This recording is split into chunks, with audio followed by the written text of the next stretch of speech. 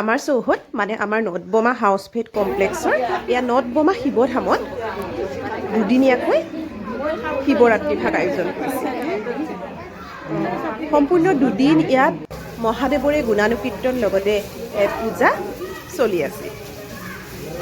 আমাৰ হাতীগাঁৱতে আছে নটবমা হাউচফেড কমপ্লেক্স আৰু ইয়াৰ ভিডিঅ' মই দিয়ে থাকোঁ আৰু তাতে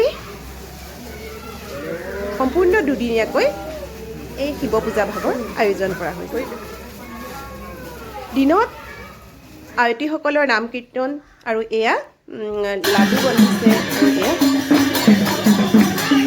আয়তীসকলৰ মহাদেৱৰ নাম কীৰ্তন দিহানাম।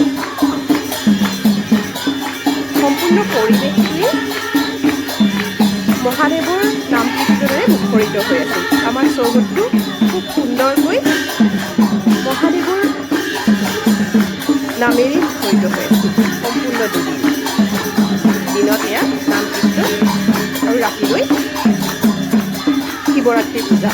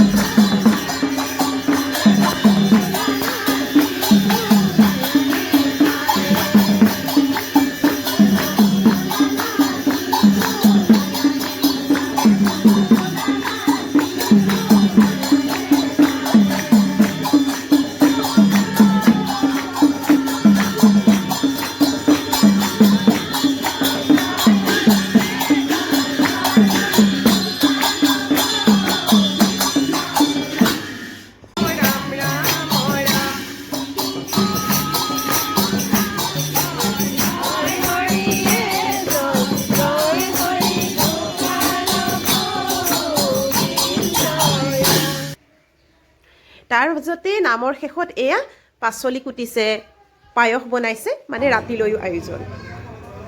সন্ধিয়া 6 বজাৰ লগে লগে মহাশিৱৰাত্ৰিৰ পূজা আৰম্ভ হয়। আমাৰ চৌহদৰ সকলো আৱেশীয়ে ইয়াত অংশ ল'লে।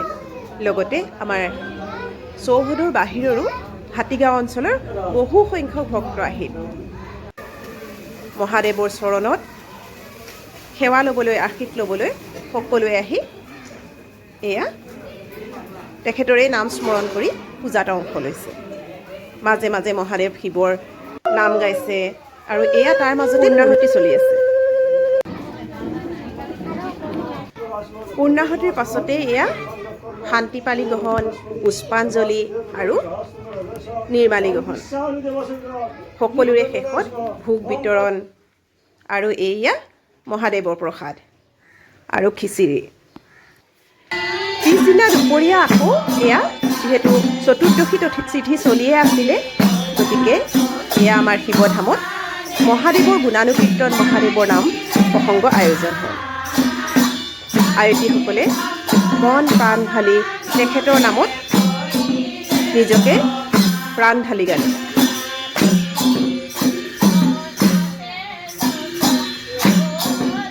মহাদেৱৰ চৰণত সকলোৱে ফুল, দুগ্ধ, জল অৰ্পণ কৰিলে আৰু আয়তীসকলেও